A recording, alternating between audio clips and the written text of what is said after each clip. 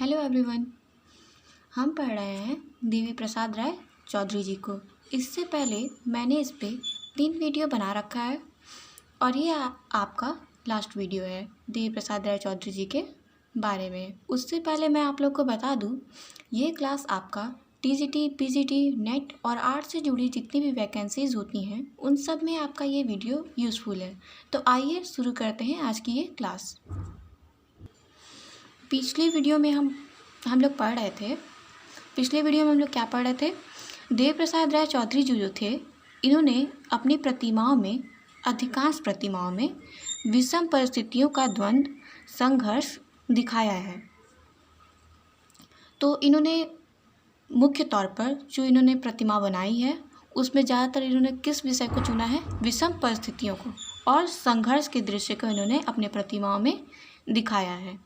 जैसे विषम परिस्थितियों से मैं आपको बता दूं, जो इनका शहीद स्मारक मूर्ति शिल्प है उसमें जो 7 पुरुषों को दिखाया गया है, भारत छोड़ो आंदोलन के दौरान जो 7 पुरुष शहीद हुए थे उनकी याद में जो बना है मूर्ति शिल्प शहीद स्मारक, उसमें इन्होंने विषम परिस्थितियों को दिखाया है। और भी चीज़ों में दिखाया है पर मैं आप लोग को एग्जाम्पल के तौर पे बता रही हूँ। जैसे कि उसमें 7 पुरुष होते हैं, वो झंडे को लेकर फहराने जाते हैं, जिसमें से ब्रिटिश द्वारा गोली चलाने के कारण 6 पुरुष गोली लग जाने का कारण नीचे गिर गए हैं। फिर भी जो पुरुष रहता है 7वां, वो अपना झंडा लेकर फिर भी आगे बढ़ रहा है। इस तरह से आप समझ सकते हैं कि इन्होंने अपने मूर्ति शिल्प में विषम परिस्थितियों का द्वंद्व, संघर्ष दिखाया है। इन्होंने मूर्ति निर्माण में नसों, मांसपेशियों और शरीर के प्रौढ़ गठन पर विशेष ध्यान दिया है।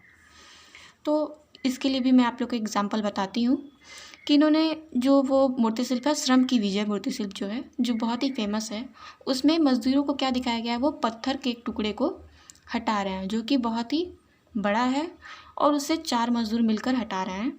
तो हटाते समय मान लीजिए कोई चीज़, आप नॉर्मल सामान को तो आप आसानी से उठा लेते हैं, लेकिन जो भारी चीज़ें होती हैं उनको जब आप उठाते हैं या एक जगह से दूसरे जगह पर ले जाते हैं तो आपको क्या होता है? जब आप उसे उठाएंगे तो आपके हाथ क्या होते हैं? बिल्कुल टाइट हो जाते हैं, नसें जो होती हैं वो उभर कर दिखने लगती हैं। उसी तरह इन्होंने मूर्ति निर्माण में नसों, मांसपेशियों और शरीर के प्रौढ़ गठन, जैसे मैंने आप लोग को बताया, भारी चीज़ें जब आप उठाते हैं या किसी चीज़ को धक्का लगाते हैं तो आपके हाथ क्या होती है? बिल्कुल टाइट हो जाती है, उसमें जो ऐंठन आता है उस तरीके का इन्होंने प्रौढ़ गठन दिखाया है अपने मूर्ति शिल्प में। ठीक है। इन्होंने स्त्री आकृतियों के चित्रण में सौंदर्य एवं हाव भाव का बड़ा ही स्वाभाविक चित्रांकन किया है। किसने? देवी प्रसाद राय चौधरी जी ने। तो जैसा मैंने आपको पहले के वीडियो में बताया कि इनकी जो पेंटिंग थी कौतूहल, उसमें इन्होंने चंचल सुंदर नारी को दिखाया है। तो उस चंचल सुंदर नारी तभी आप कह सकते हैं ना जब उसमें आपको उसका सौंदर्य दिखेगा, वो सुंदर लगेगी आप, और उसके हाव भाव जो आपको होंगे बिल्कुल पता चलेंगे, तभी आप बता सकते हैं ना। एक तो वो सुंदर है, दूसरा क्या? उसमें हाव भाव कि वो चंचल है, वो क्या हुआ? उसका हाव भाव हुआ। ठीक है। तो इन्होंने स्त्री आकृतियों के चित्रण में सौंदर्य एवं हाव भाव का बड़ा ही स्वाभाविक चित्रांकन किया है। ठीक है। और जो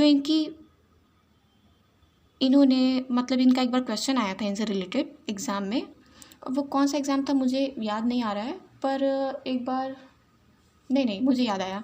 इनसे रिलेटेड क्वेश्चन पूछा गया था 2015 और 2017 में, कब, किसमें? यूजीसी नेट में, कि इन्होंने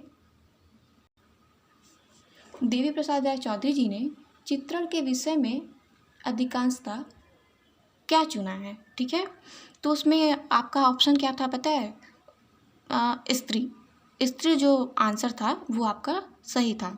तो मान लीजिए मूर्ति शिल्प पूछे तो मूर्ति शिल्प में इन्होंने बहुत सारी चीज़ों को बनाया है, लेकिन जब पूछे इन्होंने चित्रण मतलब पेंटिंग के तौर पर इनका मुख्य विषय क्या होता था, तो आपको क्या लगाना है? स्त्री। ठीक है। आपको स्त्री ही लगाना है, वो सही होगा। जैसे मैं आप लोग को पहले पेंटिंग पढ़ाई हूँ तो आप देखेंगे उसमें तो आपको पता चलेगा। जैसे कि लेप्चा गर्ल है, तिब्बत बालिका है, कौतूहल है, उसमें भी सुंदर नारी का चित्रण हुआ है। स्नान घाट इनका पेंटिंग जो है उसमें आप लोगों को पता ही है, उसको देख के भी आप समझ सकते हैं कि इन्होंने चित्रण के तौर पर मुख्य तौर से किसे चुना है? स्त्री को ही चुना है। ठीक है। और इनका जो श्रम का विजय मूर्ति शिल्प है, इसको कभी कभी एग्जाम में ऐसे ही पूछ देता है, ट्रम्प ऑफ लेबर और लेबर एट वर्क।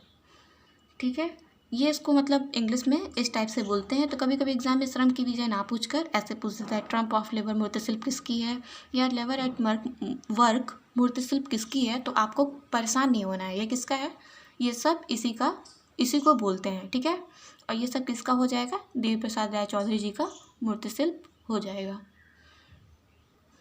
और मान लीजिए कभी एग्जाम में ऐसे आता है कि देवी प्रसाद राय चौधरी जी ने मूर्ति शिल्प अधिकांशतः किस में बनाए हैं, तो आपको क्या याद रखना है, कांस्य में। इन्होंने ज़्यादातर मूर्ति शिल्प कांस्य माध्यम में ही बनाया है। और ऐसे पूछ ले इन्होंने किस किस क्षेत्र में, मतलब किस किस माध्यम में मूर्ति शिल्प बनाए हैं, तो आपको याद रखना है कांस्य में, मिट्टी में और प्लास्टर में भी इन्होंने मूर्ति शिल्प बनाया है, लेकिन मुख्य तौर पर कांस्य में ही बनाया है। देखते हैं इनकी मृत्यु कब हुई थी। 15 अक्टूबर 1975 1975 को इनकी मृत्यु हुई थी। कहाँ पे हुई थी, कोलकाता में हुई थी। मान लीजिए कभी कभी आपका एग्जाम में क्वेश्चन पूछता है अगर कि इनकी मृत्यु कब हुई थी, तो मान लीजिए आपको डेट ऑफ बर्थ तो पता है, सॉरी मतलब आपको सन तो पता है 1975 ईस्वी को, मतलब 1975 को तो हुआ था, लेकिन आपको जगह भी याद रखना है साथ साथ, क्या कहाँ पे हुआ था, कोलकाता में हुआ था। और किस डेट मतलब किस तारीख को हुआ था, तो 15 अक्टूबर को हुआ था। ठीक है, एक बार हम जो पढ़े हैं उन सब के बारे में फिर से चर्चा कर लेते हैं। तो इनका जन्म कब हुआ था, 15 जून 1899 ईस्वी को। कहाँ पर, रंगपुर में, रंगपुर के ताजहाट में, बांग्लादेश में, जिसे पूर्वी बंगाल भी कहते हैं। ठीक है, इनके गुरु कौन थे, अवनींद्रनाथ टैगोर। और इनके तैल गुरु कौन थे, इटली के कलाकार बायस थे। इनके मूर्ति शिल्प के जो गुरु थे वो कौन थे, तो हिरण्मय राय चौधरी थे। इन्होंने अध्यक्ष के तौर पर कहाँ पे कार्य किया, ललित कला अकादमी में इन्होंने अध्यक्ष के तौर पर कार्य किया है। ठीक है, और इन्होंने डबलिन कॉलेज ऑफ आर्ट में भी इन्होंने अध्यक्ष के तौर पर कार्य किया है। ठीक है, और वहाँ पे उन्होंने 28 वर्षों तक शिक्षण कार्य मतलब पढ़ाने का कार्य भी किया है। इनको पुरस्कार भी मिला है, कब, 1958 में इनको पद्म भूषण पुरस्कार भी मिला है। वैसे कहीं कहीं किसी किसी बुक में आपको पद्म विभूषण भी मिलता है, लेकिन ज़्यादातर जगहों पर आपको पद्म भूषण ही मिलता है, तो आपको परेशान नहीं होना है। ठीक है, एग्ज़ाम में कभी मान लीजिए आपका पद्म भूषण ऑप्शन में नहीं देता है, तो आप पद्म विभूषण भी लगा सकते हैं, आपका सही होगा। ठीक है, लेकिन ज़्यादातर आपको सबसे पहले पद्म भूषण को ही लगाना है। Indian society of oriental art में इन्होंने शिक्षक के तौर पर भी कार्य किया है। यहीं पर इनकी मुलाकात इटली के कलाकार बायस से होती है, जिससे इन्होंने तैल रंग सीखा था। ठीक है, और इनकी समानता किससे की जाती है, इनके गुरु अवनींद्रनाथ टैगोर से। मतलब इन दोनों लोग के चित्रांकन में बहुत ही समानता थी। इन्होंने व्यक्ति चित्रण भी बनाया है, किसका किसका, रविन्द्रनाथ टैगोर, ओसी गांगुली और पर्सी ब्राउन, मिसेस ब्लैकवेल का भी इन्होंने व्यक्ति चित्रण बनाया है, और भी बनाया है, लेकिन सबसे ज़्यादा फेमस इनका यही है कुछ। ठीक है, और इन्होंने कलाकृतियाँ जो बनाई है वो मैं आपको बता ही चुकी हूँ। मूर्ति शिल्प के बारे में भी मैंने इनको बताया ही है। इनका श्रम की विजय मूर्ति शिल्प बहुत ही फेमस मूर्ति शिल्प है। और इन्होंने जल रंग, तैल रंग, वॉश पद्धति, पेस्टल रंग में भी कार्य किया है। मूर्ति शिल्प में इन्होंने महात्मा गांधी का पोर्ट्रेट बनाया है, जो कि बहुत ही फेमस है, और भी बनाया है, लेकिन महात्मा गांधी का